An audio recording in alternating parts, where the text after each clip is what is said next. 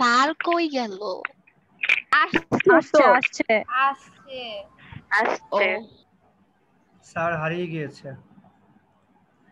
আচ্ছা, যে যে আমাকে অ্যান্সারটা করেছো, মানে প্রশ্নটা করেছো আর কি, যে এ কেন হবে, এন কেন হবে না, কে করেছে এই প্রশ্নটা? স্যার আমি ইয়াসনা। ইয়াসনা। আচ্ছা, অ্যান্সারটা কে দিতে পারবে ইয়াসনাকে, যে কেন এ হবে এন হবে না? স্যার আমি বলবো। স্যার কে? মারিয়া ইশরাত, হ্যাঁ বলো, ব্যাখ্যাটা বলো। ইয়াসনা শুনো মনোযোগ দিয়ে। স্যার এখানে ভাওয়াল থাকলেও সেই ভাওয়ালটা যদি ইউ এর মতো উচ্চারণ হয় তাহলে সেখানে কি হবে? ওটা ওটা ভাওয়াল না, উচ্চারণটা হচ্ছে ভাওয়েল, ঠিক আছে? আচ্ছা, থ্যাংক ইউ। আরেকজন অ্যান্সারটা যদি একটু বলো, আরেকজন ব্যাখ্যাটা, আই মিন অন্য একজন বলো, যে বলতে চেয়েছো বলো।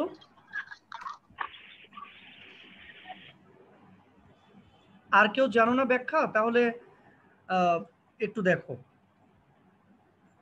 এখানে ওয়ার্ডটা দেখো, লেখা আছে ইউরোপিয়ান।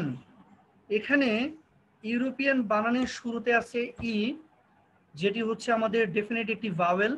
আমাদের ভাওয়েল আছে 5টি, আমরা সবাই জানি।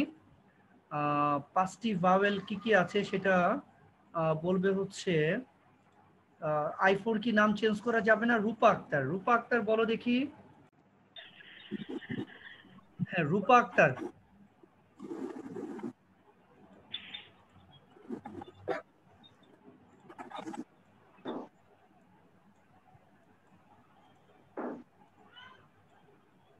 আচ্ছা, ফারহানা বলতে পারবে? ফারহানা, রোল নাম্বার লেখা নেই পাশে।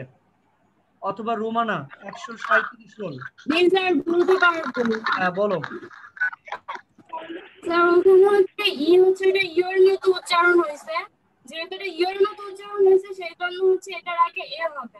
যেমন ইউনিভার্সিটির আগে ওখানে হচ্ছে ইউ উচ্চারণ হচ্ছে, ইউনিভার্সিটির আগেও যখন এ হয় এখানে ই যেহেতু আছে কিন্তু এটা ইউর মতো উচ্চারণ হয়েছে তাই এখানে হবে হচ্ছে এ। আচ্ছা, থ্যাংক ইউ ভেরি মাচ। এই রোমানা 5টা ভাওয়েল কি কি বলতে পারবে Romana? Sir A E I O U. Thank you very much. Okay, একটু তোমরা খেয়াল করো আর কি, এখানে ই উচ্চারণটা যখন আমরা ইউরোপিয়ান লিখতেছি তখন এর উচ্চারণটা হচ্ছে ইউ হয়ে যাচ্ছে ইউ, ইউর মতো উচ্চারণ হচ্ছে। ইয়াসনা একটু খেয়াল করে, এবং বাকিরা যারা অ্যান্সার ভুল বলেছো আর কি, যখন ইর উচ্চারণটা ইউর মতো হচ্ছে, ইর উচ্চারণটা যখন ইউর মতো হচ্ছে তখন এখানে এন হবে না, তখন হবে এ, তখন হবে হচ্ছে ইউরোপিয়ান।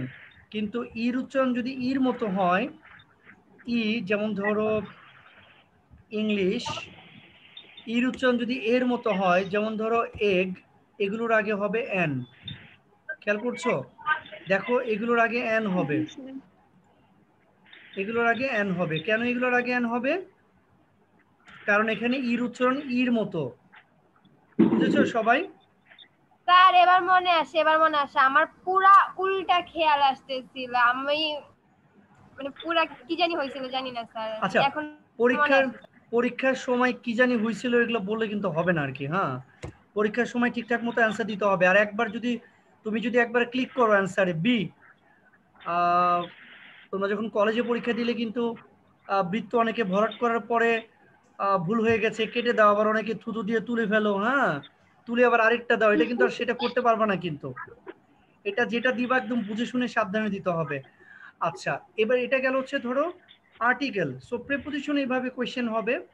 এবার বলবা যে স্যার কিভাবে ট্রান্সফরমেশন কিভাবে হবে।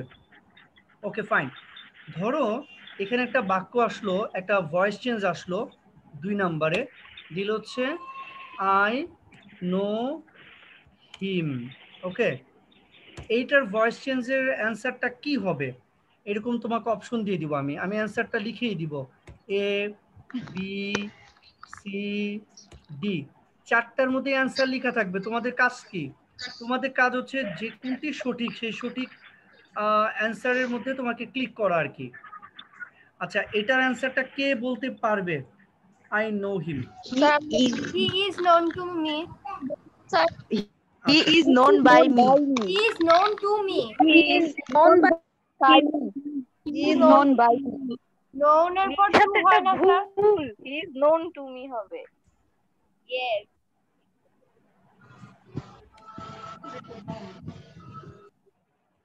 যে ইয়েস বললা কি বুঝে ইয়েস বললাম আমি কিছু বুঝলাম না আর কি।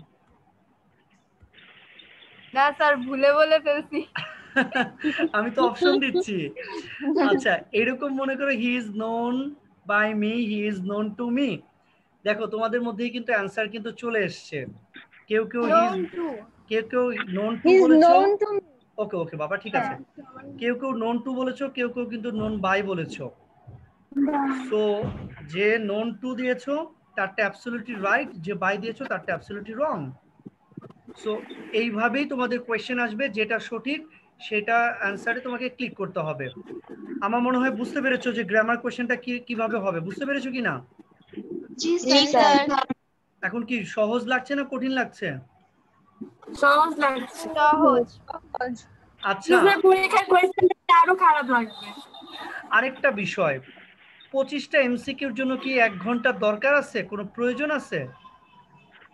জি স্যার। জি স্যার দরকার। জি স্যার। জি স্যার। জি স্যার। স্যার দরকার। 1 ঘন্টায় তোমরা কি না থাকলে অন্য সাবজেক্টে থাকতে পারে স্যার। হ্যাঁ স্যার, আর 2 ঘন্টা লাগতে পারে। স্যার আমাদের দরকার। আচ্ছা ওই 10টা থেকে দেখবেন স্যার 12টা। অনেকের লোডিং এর সমস্যা, ইন্টারনেট লোড হইতে সময় লাগতেছে। না এটা এগুলোতে অনেক প্রবলেম হবে। হ্যাঁ এটা প্রবলেম হয় ট্রুলি কারো, কিন্তু তোমরা মেইনলি কি করবা সবাই, কারণ যারা গ্রামে আছে তাদের বেশি প্রবলেম হবে। তোমরা গ্রাম থেকে শহরে চলে আসো। আচ্ছা শুনো, তোমরা কি পরীক্ষার দিন একজন একজনকে হেল্প করবা কিভাবে? মিউট করে বান্ধবীকে ফোন দিয়ে তারপরে জানবা দোস্ত এই নাম্বার অ্যানসারটা কি হবে, তাড়াতাড়ি বল।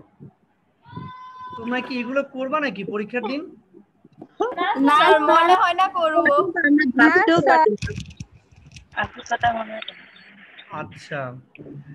আচ্ছা যাই হোক, বিষয়টা হচ্ছে কি জানো, বিষয়টা কিন্তু মানে এক প্রকার চাইলেই তুমি চিটিং করতে পারো। আর শিক্ষিতরাই তো বড় বড় চোর, দেখো বড় বড় অফিসার যারা তারাই 400-500 কোটি টাকা লোপাট করে দিচ্ছে। তো এই ছোট বয়সে যারা চুরি বাটপারি করা শিখবা তারা কিন্তু বড় হয়ে কিন্তু এটা টিপ দিলে আমারে দেখবে চোর বাটপারি কিন্তু হবা আর কি। ম্যাম কথা বলতাছে। কাজে কি করবা, এইসব চিটিং করবা না আর কি। হ্যাঁ আচ্ছা আমি যদি একটু তোমাদের ফার্স্ট পেপার কোয়েশ্চেনে একটু ধারণা দেই, ফাইজা ম্যাডাম যেদিন ক্লাস নেবেন তোমাদেরকে ধারণা দিবেন।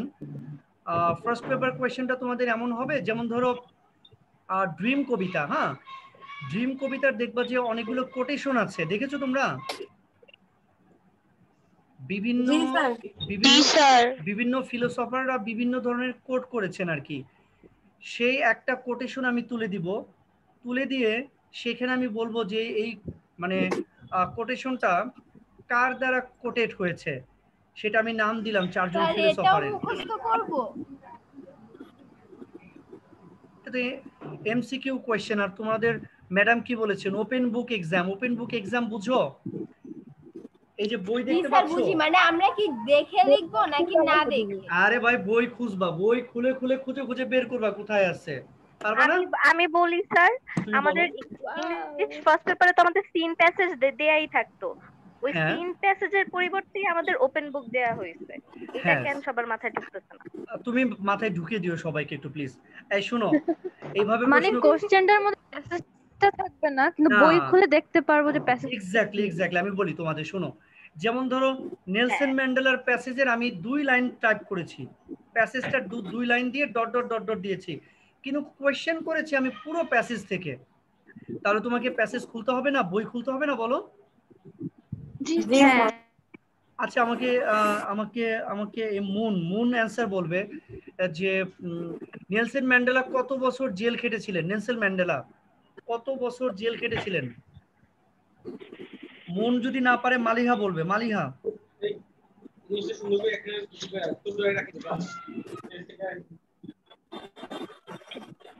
আচ্ছা মালিহা না পারলে লিসান পারবে?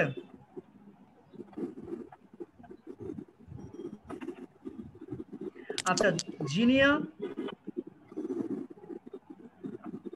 তোমরা যে রেসপন্স করছো না, তোমরা কি কথা শুনতে পারছো না নাকি আমি বুঝতে পারছি না আর কি।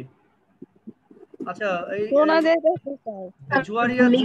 জুয়ারিয়া না জুইরিয়া বলো তো দেখি। হ্যাঁ বলো। স্যার 27 বছর। বই খুলেছো নাকি তুমি? 27 বছর। বই খুলেছো? না স্যার, এটা তো অনেক কমন কোশ্চেন। আচ্ছা ঠিক আছে, মাশাআল্লাহ। আচ্ছা, ওই যে ইতালিতে গিয়ে একজন লোক একটা চশমা কিনেছিলেন, চশমাটা কত ডলার ছিল বলতে পারবা? এইটা স্যার বই খুলেই বলতে হবে। ডলার না, ইউরো ছিল, ইউরো। আমি কিন্তু কোয়েশ্চেন করবো এরকম টেকনিকে, ডলারের একটা সাইন আছে, ইউরোর একটা সাইন আছে, সেগুলো আমি দিব। যেমন বাংলাদেশের ক্ষেত্রে লেখে বিডি, ইন্ডিয়ান ক্ষেত্রে লেখে আরএস, ইউরোপিয়ান রুপির ক্ষেত্রে একটা সাইন আছে দেখবা, আর ডলারের ক্ষেত্রে একটা সাইন আছে, এগুলো কিন্তু খেয়াল রাখতে হবে আর কি। হ্যাঁ, ধরো যদি এমন হয় বাংলাদেশি টাকায় যদি প্যাসেজে লেখা থাকে 300 টাকা, যদি আমি বলি ওটা কত ডলার দিয়ে কিনেছে, তাহলে ডলারের দাম দিয়ে ভাগ করে এটা বের করতে হবে। পারবা তো? এটা কি হইলো স্যার? আমরা ইংলিশ ম্যাথ করব? আরে এটা কিভাবে করব? এইটা কিভাবে করব স্যার? তোমরা আমি $81 $1 $81 আমাকে একটু বলতে দিবা? ওকে তোমরা যে বললা কত সুন্দর করে যে এটা কিভাবে হয় স্যার, এটা কিভাবে হয়, তুমি আমাকে বলো 25টা এমসিকিউর জন্য 1 ঘন্টা তোমরা টাইম চাও, এটা কিভাবে হয়? স্যার 2 ঘন্টা ক্যালকুলেশনের জন্য এটা নিতেই পারি।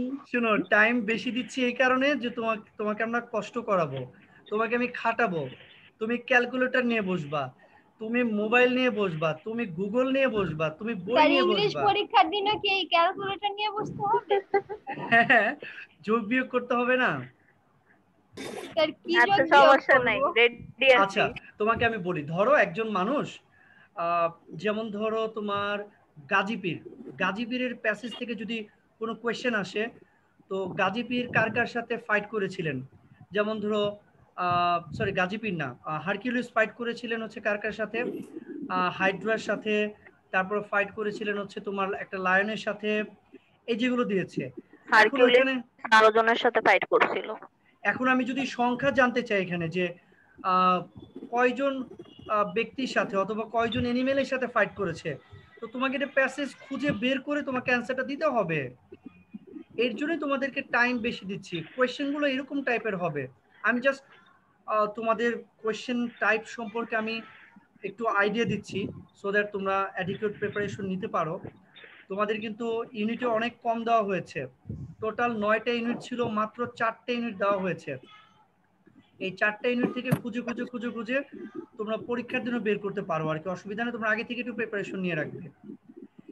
এরপরে মনে করো যেমন বঙ্গবন্ধু, হ্যাঁ, বঙ্গবন্ধুর প্যাসেজ থেকে যে ধরনের কোয়েশ্চেন ধরো আসতে পারে, বঙ্গবন্ধু কবেকার নির্বাচনে তিনি প্রথম জয়ী হয়েছিলেন, কত তারিখে ইয়াহিয়া খান এটা ঘোষণা করলেন, এইসব তোমাকে কিন্তু খুঁজে বের করতে হবে।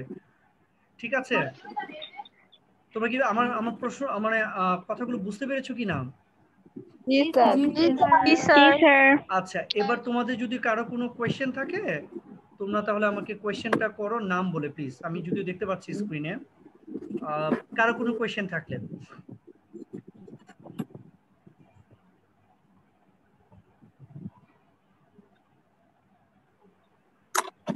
স্যার আমরা পরীক্ষাটা কিভাবে দিব সেটা একটু বললে একটু ভালো হতো।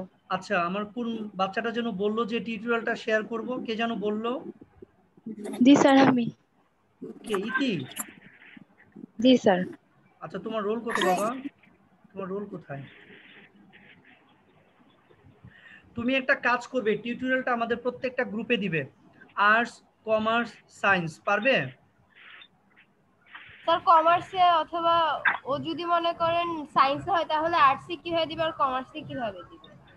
আরে বাবা, আর্টসের। তো ও আর্টসের হলে ও কমার্সে কি করে দিবে? আমি আছি কি করার জন্য? গ্রুপ আছে না আমাদের সবার? আর তাহলে স্যার আপনাকে দিয়ে দিবে, দিয়ে দিবেন। হ্যাঁ, অনেক ওয়ে আছে। তোমরা একজনের সাথে ফেসবুকে কানেক্টেড আছো, অথবা আমাকে দিলেই তো সব সমস্যার সমাধান হয়ে যাবে। আমি দিয়ে দেবো সবাইকে, অথবা তোমাদের যদি পার্সোনাল গ্রুপ থাকে সেখানে দিয়ে দিবা। কেন স্যার, সবাই এত ইউটিউবে গান সার্চ করতে পারে, একটু গুগল ফর্ম লিখে সার্চ করতে পারবে না এরা? থাক, এখন খোটা দিও না বাবা, একটু হেল্প করো, এমন করো কেন? হেল্প তো করবোই স্যার, শব্দের স্ক্রিন রেকর্ড করে করে কত কিছু পাঠাবো। কিন্তু হেল্পও করবা, খোটাও দিবা, এটা কেমন কথা? সবাই তো নতুন, তাই না? একেবারে খারাপ। সবাই শুনো, পরিস্থিতিতে পড়লে সবাই শিখে যাবে। উপকার করে যে সেটা বলে সেটাও আর কি উপকার থেকে মানে চলে যায়, আর থাকে না। আচ্ছা যাই হোক, উপকার করো, উপকার যেন চলে না যায় আর কি। হ্যাঁ আচ্ছা, দিয়ে দিও, সবাই দিয়ে দিবা, অসুবিধা নাই। তোমরা সবাই আগে যেটা করবে সেটা হচ্ছে প্রিপারেশন নাও। পাশাপাশি ও ঠিকই বলেছে যে সবাই ইউটিউবে গান সার্চ করতে পারো, এটা কেন পারবা না? এটাও পারবা, কিন্তু এটা টেকনিকটা শিখে দিতে হবে যে কিভাবে। দিয়ে দিয়েছে একদম স্যার গ্রুপে। ঠিক আছে, থ্যাংক ইউ ভেরি মাচ। ওইটা যেন অন্য সব গ্রুপে যেন সবাই যেন পেয়ে যায় আর কি। আচ্ছা, আরো যদি কোনো কোয়েশ্চেন থাকে তাহলে বলো। আমরা নেক্সট ক্লাসে হচ্ছে একদম অথেন্টিক কিছু স্যাম্পল কোয়েশ্চেন নিয়ে তোমাদের সামনে হাজির হব, যেন তোমরা আরো বেশি প্র্যাকটিস করতে পারো যে কি ধরনের কোয়েশ্চেন হতে পারে তোমাদের। আমাদের কি প্রত্যেকদিনই জুমে 3টা ক্লাস হবে নাকি একটা মানে হচ্ছে আলাদা আলাদা ভাবে, কেউ ইউটিউবে নেবে কেউ জুমের? আচ্ছা, আজকে কি 3টা ক্লাসই হলো কিনা?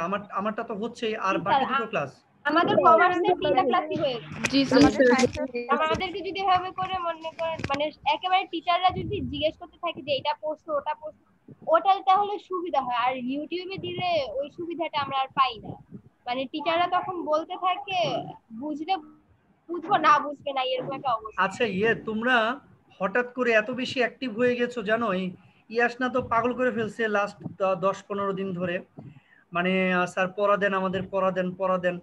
এই মেয়েটা তো চেঞ্জ হলো কি করে? তার সামনে এইচএসসি, আমাদেরকে তো আর বাদ দিয়ে দিবে না। না আমি সেটাই বললাম। ইনফ্যাক্ট তোমাদের এই গ্রুপটা এত বেশি অ্যাক্টিভ আমি ইয়াসনার মাধ্যমে পেয়েছি, যদিও আর কি বাকিদেরটা আমি জানি না।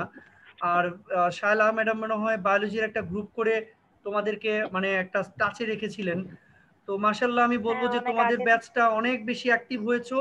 এই মানে অ্যাক্টিভনেসটা যেন তোমাদের ভিতরে থাকে, এটা আমার চাওয়া থাকবে আর কি। হ্যাঁ, সব সময় তোমাদের পড়াটা আদায় করে নিতে হবে টিচারদের কাছ থেকে। যেমন তোমরা যে পরামর্শ দিলে সবসময় জুমে হলে ভালো হয়, একটা বিষয় তোমাদের বুঝতে হবে যে জুমে ক্লাস নিতে সবাই অভ্যস্ত না, একটু সময় দিতে হবে। অনেক কলেজে কিন্তু হচ্ছে না আর কি। ঠিক আছে, একটু সময় দিতে হবে, আমরা পারবো ইনশাল্লাহ। যেমন আমি নিচ্ছি, কমার্সে 3জন টিচারই নিয়েছেন, আশা করি সায়েন্সেও সবাই নেবেন। কেমন?